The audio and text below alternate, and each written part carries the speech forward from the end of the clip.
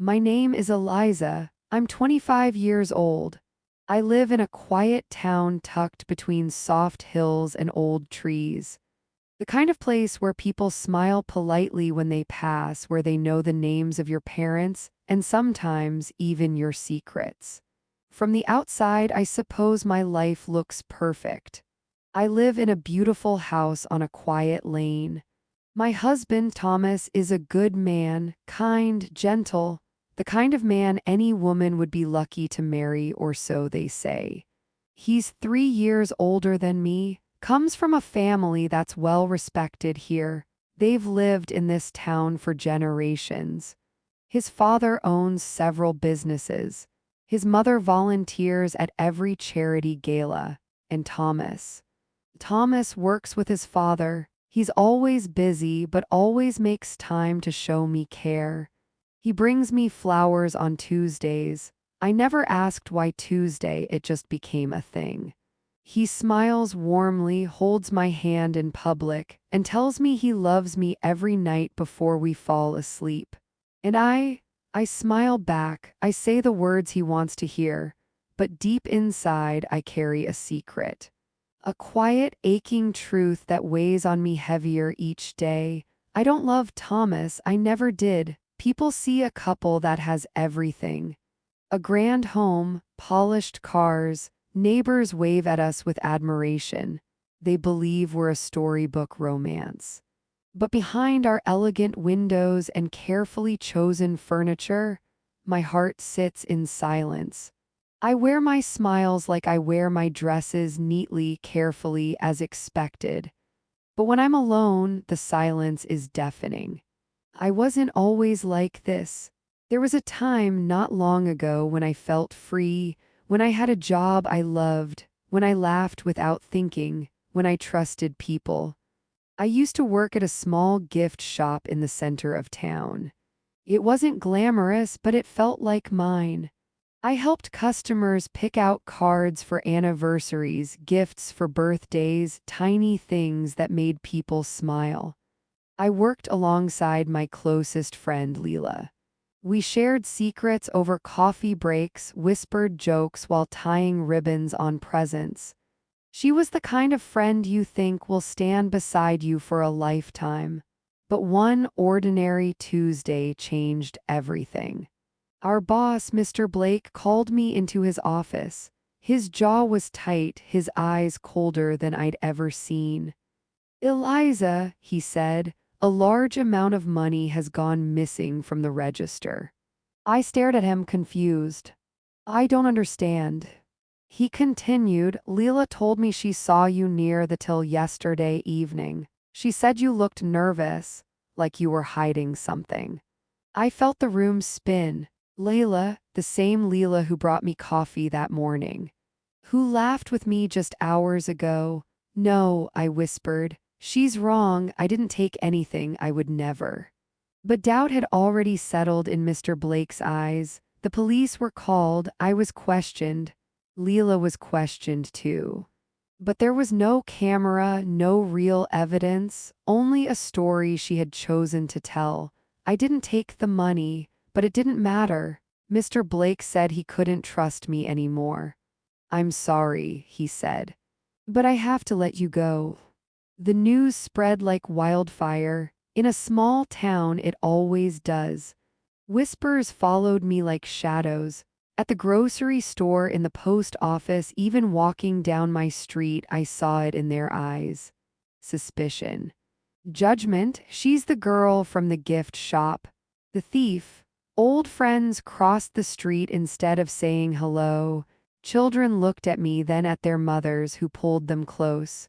I felt invisible, and at the same time completely exposed. My parents believed me, of course, but they were heartbroken. They saw what it did to me. They watched me retreat into myself day by day. I spent weeks barely leaving the house, crying at night, afraid of facing the stairs. It was one of the darkest seasons of my life. And then Thomas showed up. He knew me from before in that distant way people do in small towns. His family had always been kind to mine, though we didn't run in the same circles. He came to our door one morning holding a basket of bread his mother had baked. I remember how gently he spoke. "I heard what happened," he said. "I just want you to know. I believe you."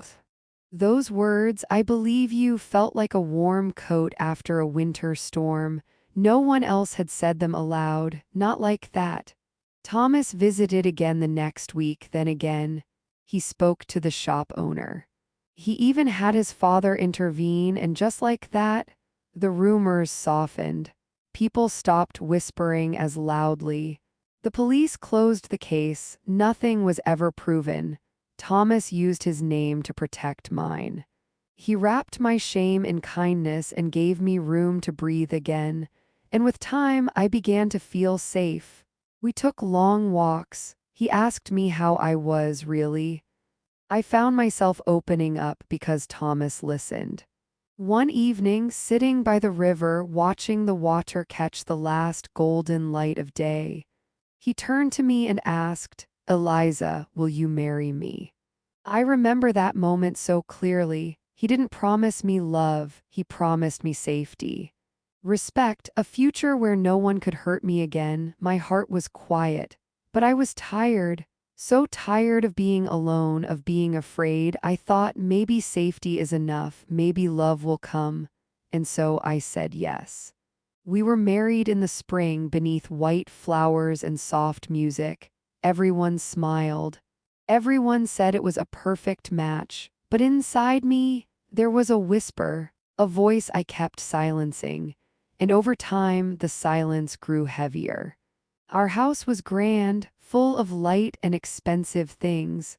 I had a wardrobe of dresses I barely wore, jewelry I never chose. People said I was lucky, but luck feels strange when your heart is numb. I felt like a guest in my own home. His mother visited often. She had eyes like searchlights, always watching, always correcting. "Eliza, a proper wife doesn't wear her hair like that. Eliza, you must stand straighter when we host." It wasn't said with cruelty, but it chipped away at me. Even when the sun poured through our tall windows, I felt cold. I tried to be what they wanted. I wore the right clothes, smiled at the right people, played the part, but it was all pretend. And that pretending exhausted me. Thomas would come home and ask, "Are you all right?" I'd answer, "Just tired, that's all." I couldn't tell him the truth, that I felt like a bird in a golden cage, safe, yes, but never free. That my smiles were masks, that I was grateful, deeply so, but not happy, and still I kept the secret. Until one afternoon changed everything. It was a quiet Tuesday. I went to the town library just to get out of the house, really. I missed the feeling of being surrounded by books, of choosing something just for me. As I wandered between the shelves, a soft voice asked, "Looking for something special?" I turned and met a pair of warm, gentle eyes. His name was Jonah. He worked there part-time, organizing books and helping elderly visitors log onto the old computers. He smiled, not the rehearsed, polite kind I was used to, but something real. We talked briefly, just about books. But his questions were sincere. He didn't seem to know or care that I was Mrs. Whitmore, the lawyer's wife. He just saw me. "Eliza," something stirred inside me that day. A feeling I hadn't known in years, not romance, not longing, just aliveness. Like a single window opened in a room I hadn't realized was so dark. I left with a book and a curious lightness in my chest. And I returned the next day and the next. We talked about stories, dreams, little things. And I started to laugh again, not politely, not carefully, but deeply. For the first time in years, I felt seen, not for who I was expected to be, but for who I really was, and that feeling, that dangerous, beautiful feeling, was the beginning of the truth I could no longer hide. I began visiting the library more often. At first, I told myself it was just to borrow books, to escape the silence of that cold, beautiful house.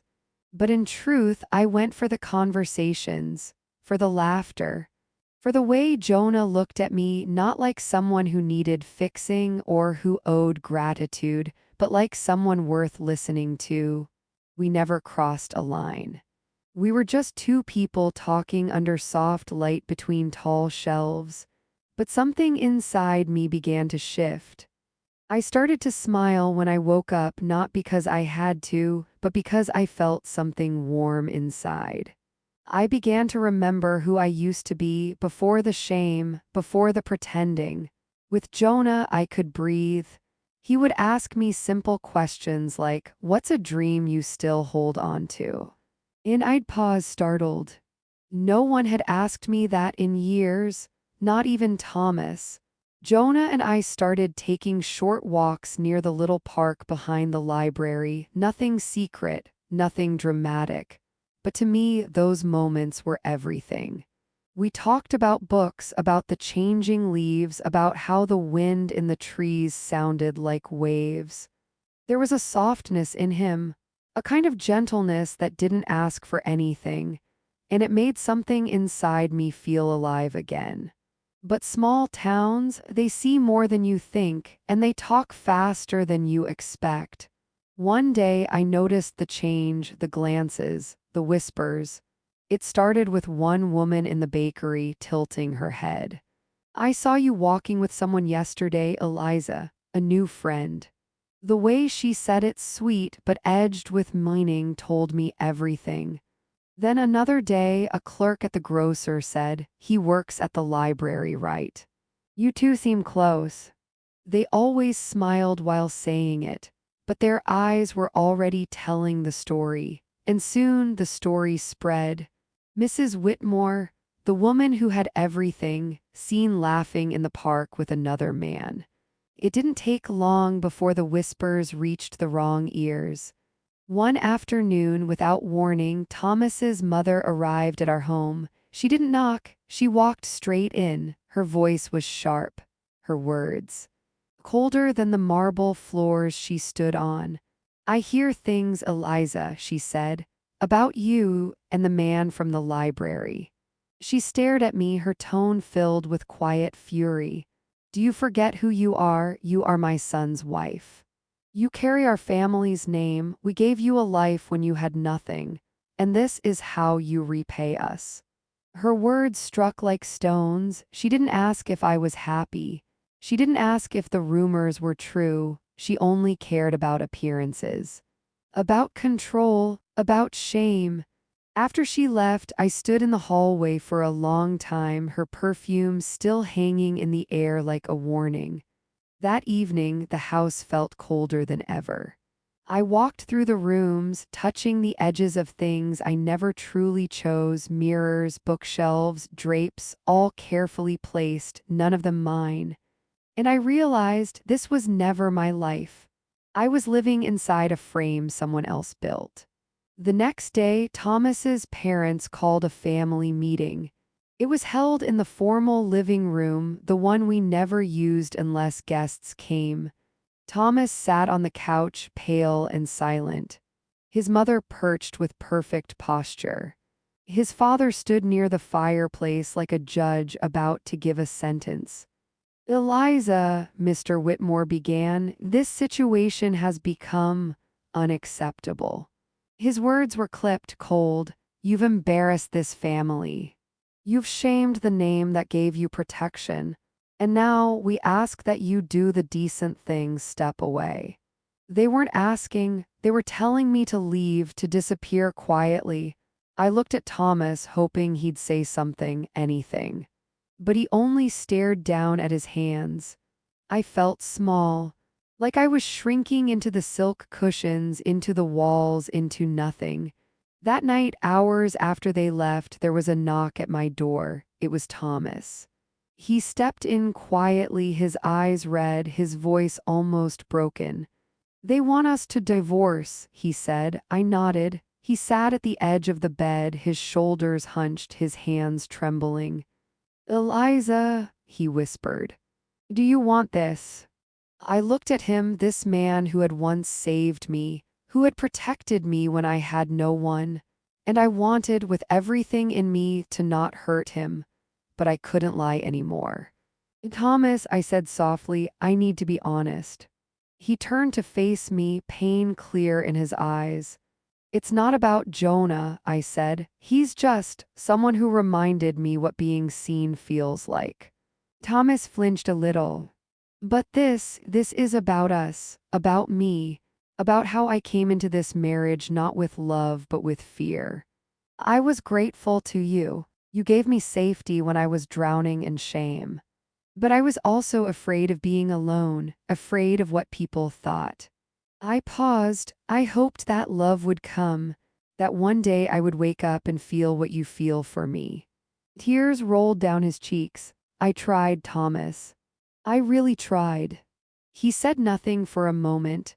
Then, his voice barely audible, he whispered, I love you, Eliza. I thought we were okay. I thought maybe we were enough. I looked at him, and my heart broke for the pain in his face. Because I knew he had done nothing wrong, except love someone who didn't know how to love him back. I stood, walked to the window. The moonlight spilled across the floor. Thomas, I said quietly, you deserve someone who loves you deeply the way you love them. That person isn't me. He didn't try to stop me, he just nodded. And I think in that moment he finally understood. The next morning I packed a single bag, not much, just the things that felt like mine, a few clothes. A journal, a scarf my mother gave me. I left the diamonds, the designer shoes, the expensive handbags still wrapped in paper. Those things never belonged to me. As I walked down the grand hallway for the last time, I saw Thomas standing near the front door. He looked at me, eyes swollen from the night, but he didn't speak. I didn't either. I simply stepped into the light. And for the first time in a long time, the air didn't feel heavy. It felt like breathing, like being reborn. I didn't know where I was going. I had no plan, no safety net. People would talk. His family would curse my name. The town might whisper even louder than before. But I had something I hadn't felt in years. I had truth. I had choice. And that was a beginning. I walked to the park near the library. Jonah stood under the old oak tree, looking worried. When he saw me with just one small bag and no ring on my finger, his face softened. He didn't speak right away. He just smiled, and I smiled back. Not a mask, not a performance. A real smile from deep within my heart. I didn't know what would happen next. But I knew one thing for sure. This was my story now. And I was finally the one holding the pen. The days that followed were quiet. Not the cold, heavy silence of the Whitmore house, but a calm, open stillness. I stayed in a small guest room above a local bakery. The owner, Mrs. Finch, had known my mother long ago. She welcomed me without questions, just warm sheets and a gentle smile. It wasn't much, a creaky bed, a tiny window, a shared bathroom, but it was mine. For the first time, I had space to just exist, to sit with my thoughts, to cry without fear, to breathe without pretending. Each morning, I walked to the park, notebook in hand. I didn't know what I was writing at first, just scattered words, memories, bits of a woman I had forgotten. Sometimes Jonah joined me, sometimes not. He never pushed, he never asked for anything. He was just there, present, solid. Quiet in a way that made me feel safe but not owned. With him, I felt no pressure to become someone else. I could just be. One afternoon, he brought 2 cups of tea and sat beside me on the bench. I don't know what this is, I said softly, motioning between us. He looked at me, his voice calm. It doesn't have to be anything yet, it can just be gentle. That word, gentle, I didn't realize how much I had needed that. For years, everything had been hard edges, sharp expectations, fear of failing. But now, things were softening slowly, quietly. I began applying for small jobs, things that had nothing to do with my past, with appearances, with anyone's last name. I started volunteering at the local reading program for children.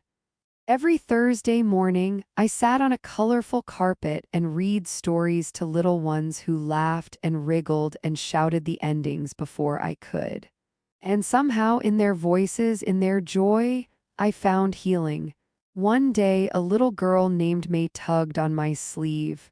"You read like a princess," she whispered. I laughed. Not the polite kind, the real kind. It was such a small thing. But to me, it was everything, because I wasn't reading from behind a mask. I was just Eliza, a woman with a past, yes, but also a future she was choosing. The town didn't forget. People still looked, still whispered sometimes. But over time, those looks changed. From judgment to curiosity, from curiosity to quiet respect. Not because I won them back, but because I stood tall even when it would have been easier to disappear. And Thomas. He wrote me a letter a few months later, just a few lines. "I hope you found peace. I'm trying to do the same. I think we both deserve it." I cried when I read it, not from regret, but from the soft ache of two people who tried, who cared, who couldn't be what the other needed. It was grace. And I held it gently. As for Jonah, we never rushed anything. Some days we were just two people who shared books and tea. Some days we were more. But every day he reminded me of this. Real love doesn't demand. It doesn't rush, it waits. It listens. It sees you and stays anyway. And now I walk with lighter steps. I smile with ease. I wear clothes because I like them, not because they fit someone else's image of a perfect wife. I no longer fear empty rooms, because I've learned to fill them with truth, with laughter, with the sound of my own voice. This is not a love story the way people expect.